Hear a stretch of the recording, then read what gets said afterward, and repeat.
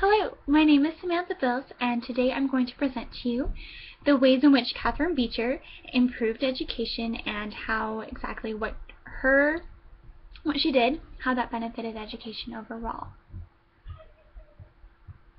So just first a little bit to familiarize you with Catherine Beecher. She was born in Hampton, New York in 1801, and she was born to a very influential family. Many of you may recall the name Harriet Beecher Stowe, who is the abolitionist author who wrote Uncle Tom's Cabin. That was in fact her half-sister. So when Catherine Beecher was a teenager, she wrote lots of poems that were passed around literary circles, and some were even published.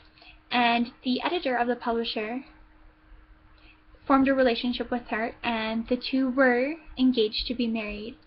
Unfortunately, before the wedding could take place, he died in a shipwreck. After his death, she decided to dedicate the rest of her life to teaching women and women's education. In 1821, she founded Hartford Seminary, and the school taught more than just the arts, which were usually expected for women to learn during that time.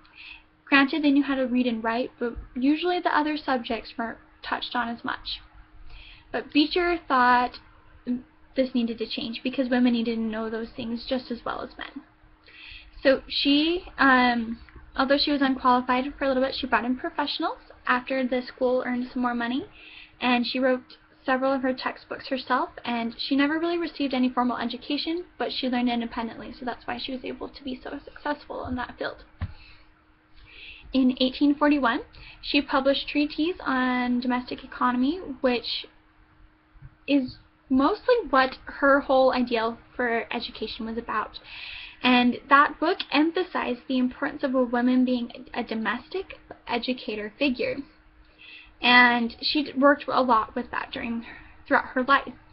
In 1852, she created Women's Education Association, which enabled women to come out to the West as teachers to help build the new frontier. And after a long filled life of benefiting women, she died at the age of 77 in 1878. And some of her contributions to education are a little bit, some people take them to be kind of hypocritical. The first of which, they were taught more subjects than just the fine arts, as I touched on earlier.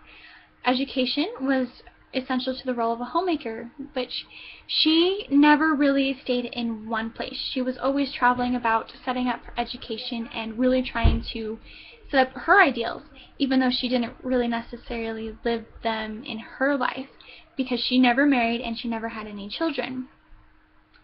And she tried to implement physical education and the importance of women's health, but what is interesting about that is she had several health problems herself, and the biggest thing is she was really pro-women and women's rights, but she was anti-suffrage, and she felt that women benefited society by being educators rather than having a say-so in government affairs. And her main focus for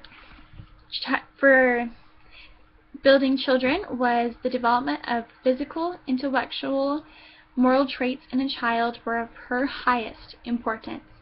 And even though she was unable to be a preacher like she wanted to, she did so indirectly, and the main things that she preached were modesty, self-sacrifice, and frugality.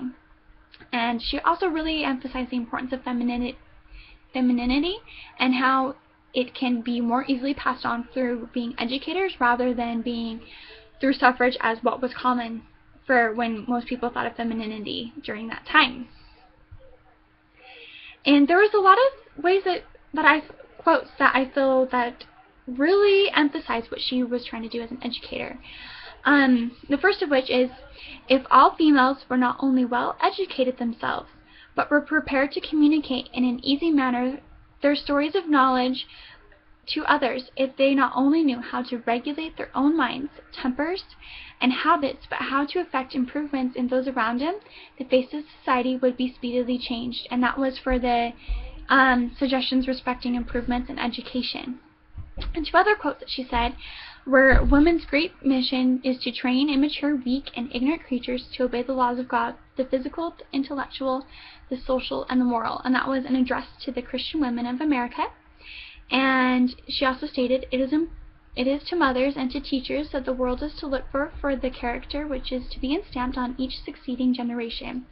For it is to them that the great business of education is almost exclusively committed, and will it not appear by examination that neither mothers nor teachers have been properly educated for their profession?" And that was also for suggesting respecting improvements in education. Some of the ways that these have really connected with my life, I have found her to be quite influential, and the biggest thing is that I, as a woman, have the opportunity to be here at BYU Idaho to receive a college education in whatever field I choose to, and I'm sure she would be very pleased with my decision to become a teacher. Another thing that really hit home to me was the importance of a woman in the home, and a woman being a homemaker and a mother. And that's something the church has really emphasized, especially during this last general conference. And for the Strength of Youth, it says that the more educated you are, the better counselor you'll be to your spouse, and the better you'll be able to teach your future children. And as me being a teacher, I feel that it is my responsibility to raise those who are in my stewardship in righteousness. And so by doing, the more education that I receive, the better I can be a teacher and teach those correct principles and secular learning to my students. And women can be some of the most influential people, and I want to be a teacher that influences the lives of my students for good. And I know that Catherine Beecher has definitely influenced the shape of women's education and what women can do today. Thank you.